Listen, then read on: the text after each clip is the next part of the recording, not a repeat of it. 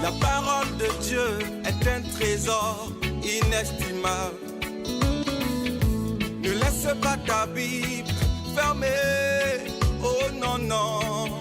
Lis-la, médite-la, nourris-toi. Lis-la, médite-la, nourris-toi. Bonjour. En vous invitant à ruminer, je ne veux pas parler ici de ces pensées désagréables qui peuvent parfois revenir en boucle, comme autant de pensées négatives concernant le passé ou l'avenir, qui viennent perturber nos émotions et notre vie quotidienne.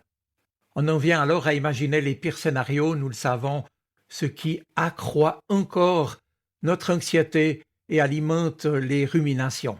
Non, ici, je voudrais vous encourager à ruminer spirituellement, et ce, pour nous offrir à chacun la possibilité d'approfondir notre relation avec Dieu. Pour évoquer cette expérience de la rumination, un sage, un théologien chrétien, disait pour la concrétiser, je le cite, « Il faut chaque jour prélever de sa lecture quotidienne de la Bible un bref passage pour le confier à sa mémoire, autrement dit le mémoriser. Un passage que l'on assimilera avec plus de soin et qui, mémorisé, sera plus longuement ruminé, c'est-à-dire repassé dans notre cœur tout au long de notre journée, la nourrissant de la parole de Dieu. Un passage qui soit en rapport avec notre projet de vie, qui soutienne notre attention et qui nous retienne de toute dispersion dans des pensées parasites. » Fin de citation. Mes amis, c'est donc depuis fort longtemps déjà que pour les plus appliqués à vivre en profondeur la spiritualité chrétienne, l'image de la rumination a été adoptée pour décrire le travail de méditation intérieure de la parole de Dieu, auquel chacun devrait s'appliquer pour alimenter quotidiennement sa relation avec le Seigneur. Cette rumination spirituelle est réponse à la parole de Dieu, à la parole que Dieu nous adresse en nous appelant à le suivre, à le servir et à l'aimer. Et celui ou celle qui perçoit dans sa vie ne serait-ce qu'une seule parole que Dieu lui adresse personnellement pourra alors ensuite en trouver l'écho et l'amplification dans l'écoute et dans la méditation, dans la rumination de la parole mémorisée de la Bible. Cela dit, on ne vit pas de ce que l'on mange, mais de ce que l'on digère et assimile, bien sûr. Ruminer n'est pas seulement manger, c'est aussi goûter et goûter encore et favoriser une meilleure assimilation. Ce que l'on rumine, en effet, s'assimile plus facilement et facilite notre vie spirituelle. Or, si cette alimentation n'est pas soignée, si elle n'est que superficielle, ou fait à la va-vite, comme on dit, il est évident que rapidement notre communion avec Dieu s'en ressent et que notre engagement et notre vie chrétienne se traînent avec fatigue, découragement et ennui. Concrètement, mes amis, la rumination, c'est avant tout s'arrêter. C'est un repos vivant, mais tranquille.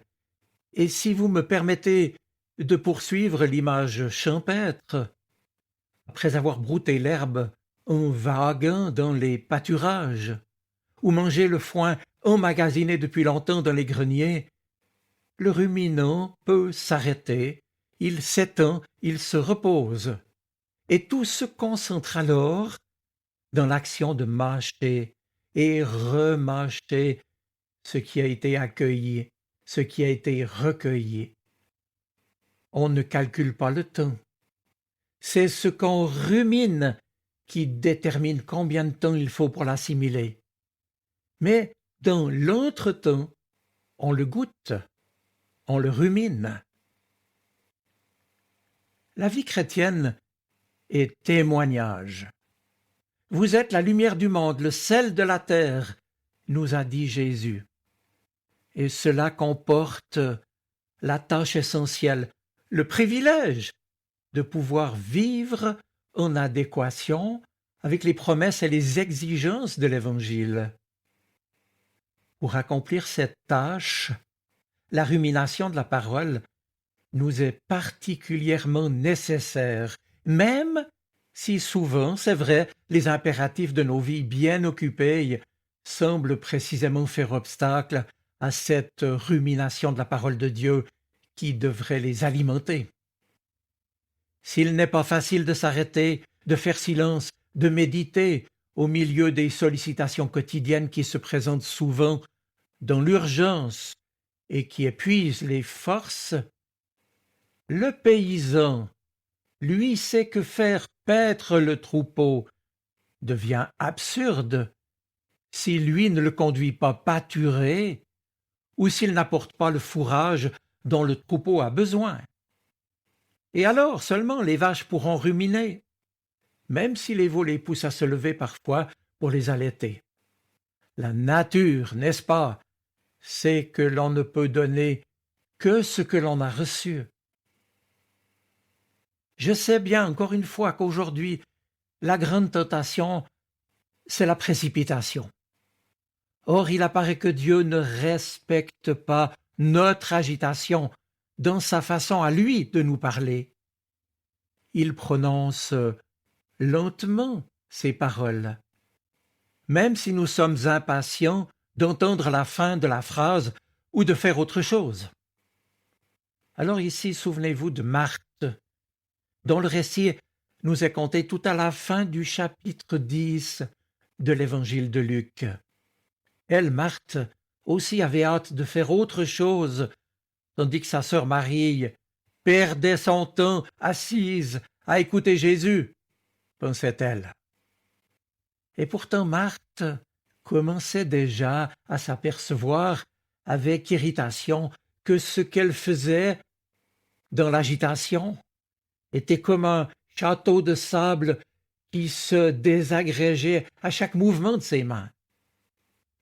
Celui ou celle qui ne s'arrête pas pour écouter avec son cœur la parole de Dieu se retrouve en somme à construire sur le sable, à construire des maisons qui s'écroulent. Dans le propos de Jésus, il n'est pas question de mépriser nos tâches pratiques, ni de mettre en cause non plus nos engagements concrets. En revanche, Jésus reproche à Marthe son inquiétude et il encourage Marie à faire passer l'écoute de sa parole avant toute autre considération. Ainsi, la meilleure part, Marie l'a prise. Elle consistait à ce moment-là, j'insiste, à ce moment-là, à rester assise en écoutant Jésus. Marie l'a compris, mais Marthe n'a pas su en profiter, alors qu'elle aurait pu le faire. Elle aurait pu laisser ses casseroles pour profiter de cet instant précieux en présence du Seigneur. Marthe, la femme généreuse, et Marie, la femme de l'écoute, ne sont donc surtout pas à opposer. Toutes les deux illustrent simplement l'attitude que nous-mêmes nous sommes appelés à adopter envers Jésus, à savoir le servir de tout notre être et l'écouter de tout notre cœur. Dès lors, « Marthe, Marthe, lui dit Jésus, tu t'inquiètes et tu t'agites pour bien des choses, et pourtant une seule est nécessaire. Je te dis bien nécessaire. Tout ce que tu fais, toute cette activité que tu déploies pour m'accueillir est utile. Et pourtant, maintenant, une seule chose est nécessaire. Ouvrir tes oreilles et ton cœur à ce que je veux t'apporter. Tu t'agites pour faire des choses. Tu oublies le sens des choses. Assieds-toi, Marthe. Viens rejoindre Marie. Viens auprès de moi. J'ai aussi des choses à te dire. Il y a un temps pour tout. Un temps pour écouter et un temps pour agir. Un temps pour courir et un temps pour s'arrêter. S'arrêter pour savoir pourquoi on court. Viens donc, Marthe. Prends le temps de goûter la parole de Dieu. prends le temps aussi de ruminer ce que je veux te dire. Voilà, mes amis, s'arrêter pour écouter et puis pour ruminer ensuite cette parole que Dieu nous adresse si nous prenons le temps pour le faire. Car s'arrêter, telle sera ma conclusion pour aujourd'hui, veut dire s'attacher à sa présence pour la recevoir, pour la digérer, l'assimiler et pour la mettre en pratique. C'est ce qu'ont perçu les disciples de Jésus. Même s'ils ne comprenaient pas toujours ses paroles, eux qui lui ont dit « Seigneur, à qui irions-nous? Tu as les paroles de la vie éternelle. » Je vous souhaite une bonne semaine. Soyez bénis. Amen. La parole de Dieu est un trésor inestimable. Ne laisse pas ta Bible fermée. Oh non, non. Lis-la